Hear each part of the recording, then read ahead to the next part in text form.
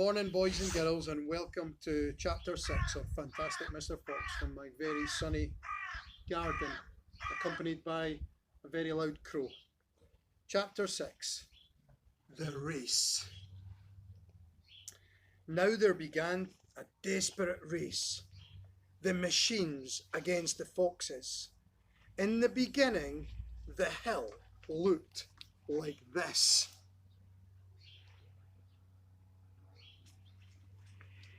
After about an hour, as the machines bit away more and more soil from the hilltop, it looked like this.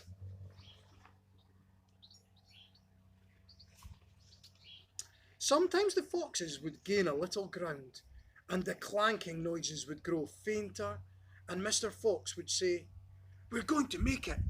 I'm sure we are."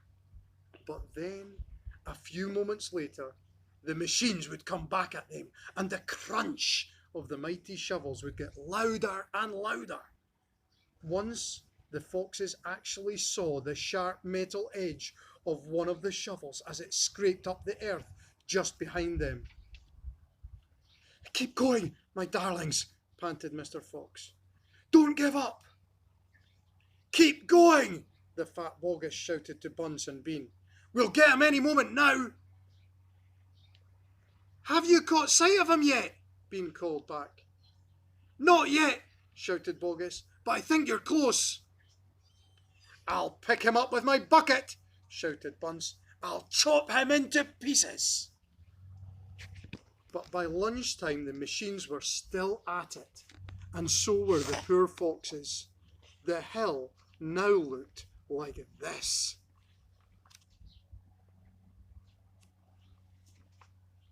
The farmers didn't stop for lunch. They were too keen to finish the job. "Hey there, Mr. Fox," yelled Bunce, leaning out of his tractor. "We're coming to get you now." "You've had your last chicken," yelled Boggis. "You'll never come prowling around my farm again." A sort of madness had taken hold of the three men. The tall, skinny Bean and the dwarfish, pot-bellied Bunce were driving their machines like maniacs, racing the motors and making the shovels dig at a terrific speed.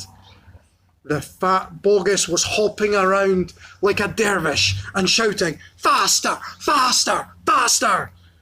By 5 o'clock in the afternoon, this is what had happened to the hill.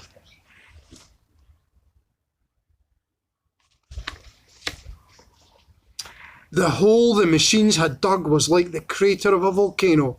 It was such an extraordinary sight that crowds of people came rushing out from the surrounding villages to have a look. They stood on the edge of the crater and stared down at Boggis and Bunce and Bean.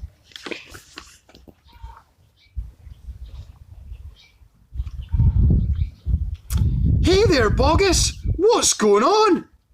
"We're after a fox." "You must be mad!" The people jeered and laughed, but this only made the three farmers more furious and more obstinate and more determined than ever not to give up until they had caught the fox. Chapter 7 We'll Never Let Him Go.